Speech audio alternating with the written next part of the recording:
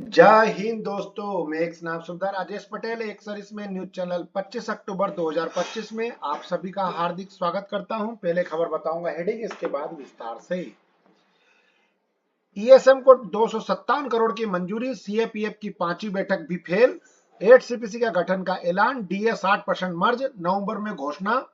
8वें वेतन आयोग 1 जनवरी 2026 से 17 महीने का एरियर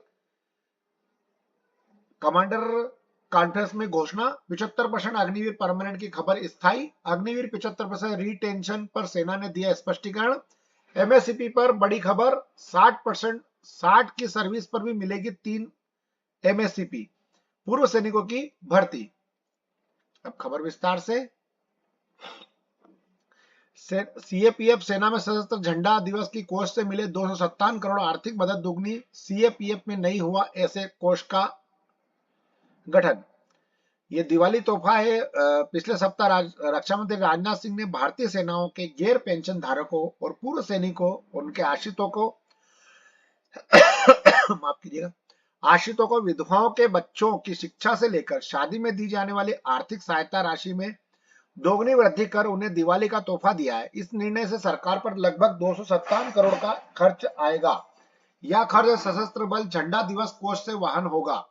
ये संशोधित दरें 1 नवंबर 2025 से लागू होगी। दूसरी तरफ पैरामिलिट्री फोर्सेस यानी केंद्रीय अर्धसैनिक बलों में झंडा दिवस कोष की स्थापना ही नहीं हो सकी। इसके लिए alliance of all x paramilitary forces welfare association द्वारा कई वर्षों से प्रयास किए जा रहे हैं। केंद्र सरकार में विभिन्न स्तरों पर एसोसिएशन द्वारा यह मांग पहुंचाई गई है, लेकिन अभी तक कोई घोषणा नहीं हुई।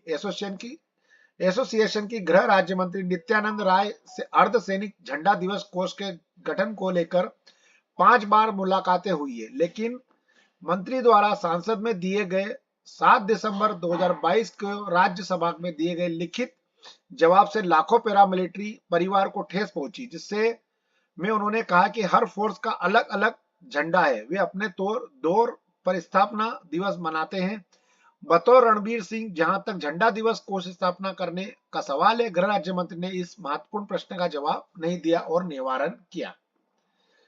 केंद्रीय कर्मचारियों को 17 महीने का एरियर 8वें वेतन आयोग से मिलेगा तोहफा। 31 दिसंबर 2025 को खत्म होने वाले पिछले अनुभव के अनुसार किसी भी वेतन आयोग को अपनी रिपोर्ट तैयार करने में लगभग 18 से 24 महीने का समय लगता है।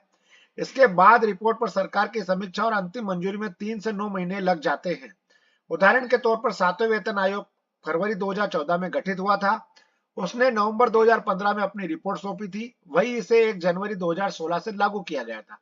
अगर उसी समय सीमा के अनुसार देखा जाए तो 8वें वेतन आयोग की रिपोर्ट अप्रैल 2027 से शुरू होने वाली वित्त वर्ष में आएगी। वेतन आयोग की ओर से की गई सिफारिशें बेडिकेट यानी 1 जनवरी 2026 से लागू होगी, तो केंद्रीय कर्मचारियों को करीब 17 महीने का एरियर मिल जाएगा।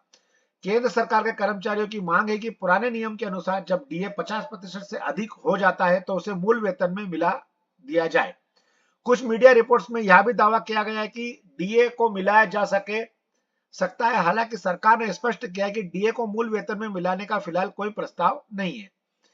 लगभग 30,000 हो सकता है, जो लगभग 1.8 फिटमेंट फैक्टर को दर्शाता है। इसका मतलब है कि कर्मचारियों के लिए वास्तविक वेतन में लगभग 13% की वृद्धि होगी। रिपोर्ट के अनुसार इस वेतन आयोग का राजकोषीय बोझ जीडीपी का 0.6 से 0.8% यानी लगभग 3.2 लाख करोड़ तक का हो सकता है। सेना की मेज पर अग्निवीर की प्रतिधारणा द्वारा 25% से बढ़ाकर 75% करने का प्रस्ताव। सेना कमांडरों के द्विवार्षिक सम्मेलन का दूसरा चरण 23 और 24 अक्टूबर को जैसलमेर में आयोजित किया जाएगा। इसमें सेनाओं के बीच एकजुटता के उपायों पर भी चर्चा की जाएगी। अग्निवीरों को मिल सकती बड़ी खुशखबरी, 75% की सेना में नौकरी रहेगी बरकरार। सेना में भर्ती के लिए आई अग्निवीर स्कीम पर सवाल उठाए जाते रहे। इस स्कीम के तहत अब तक 25% जवानों को ही 4 साल के कार्यकाल के बाद भी नौकरी में बनाए रखने का प्रावधान है। अब इस लिमिट में बड़ा इजाफा हो सकता है और इसे 75% किया जा सकता है। अग्निवीर स्कीम हो सकता है बड़ा फैसला, ये मैं आपको बता चुका हूं। एक्सक्लूसिव, मौजूदा 25% की जगह 75% अग्निवीरों की नौकरी जारी रखने के प्रस्ताव पर सेना कर रही है विचार।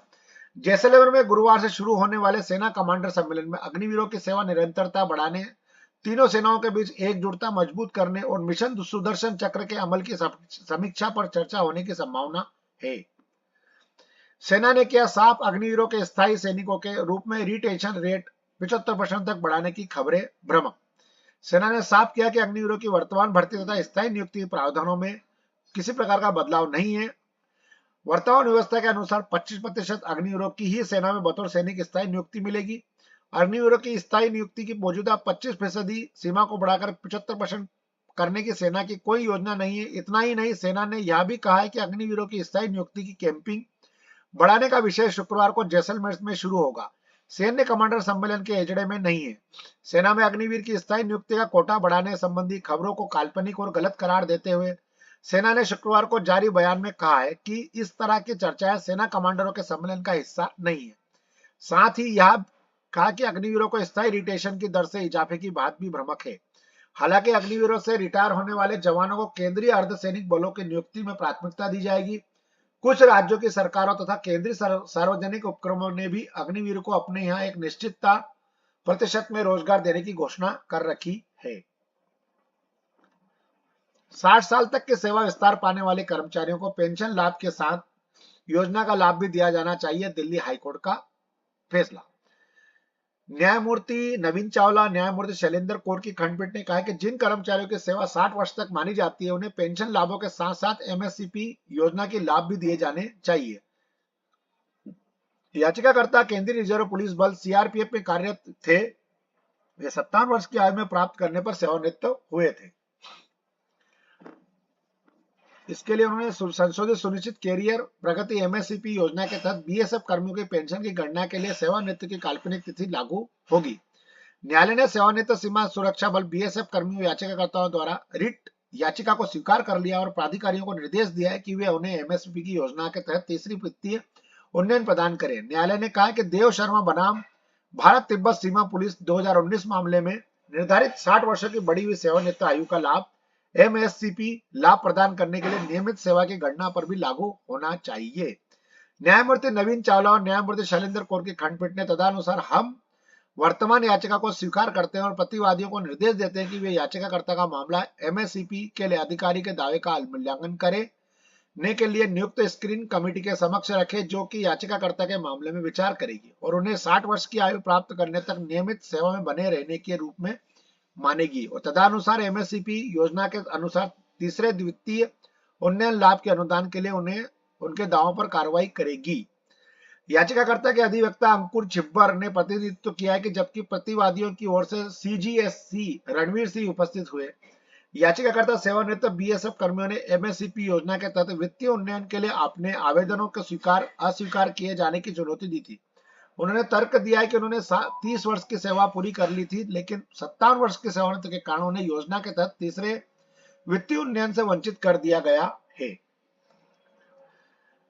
अब आखिरी में खबर है एम्प्लॉयमेंट के लिए। एक serviceman contribution health scheme station headquarter ECHS Barrackpore, phone number ये दे रखा है। इसमें नोटिस एम्प्लॉयमेंट नोटिस जारी हुआ है, जिसके अंदर ओआईसी पोलो क्लिनिक 1 की वैकेंसी है, मेडिकल स्पेशलिस्ट की वैकेंसी 1 है, डीईओ की वैकेंसी 1 है, प्यून की वैकेंसी 1 है और चौकीदार की वैकेंसी 1 है। तो इसमें जो भी कोई बैरकपुर के साइड का है वो इसमें फॉर्म भर सकता है। अच्छी वैकेंसियां हैं। बस दोस्तों, मेरे पास आज खबर यहीं तक थी। आपका दिन शुभ रहे। जय हिंद, राम राम। खबर अच्छी लगे तो लाइक सब्सक्राइब जरूर करें।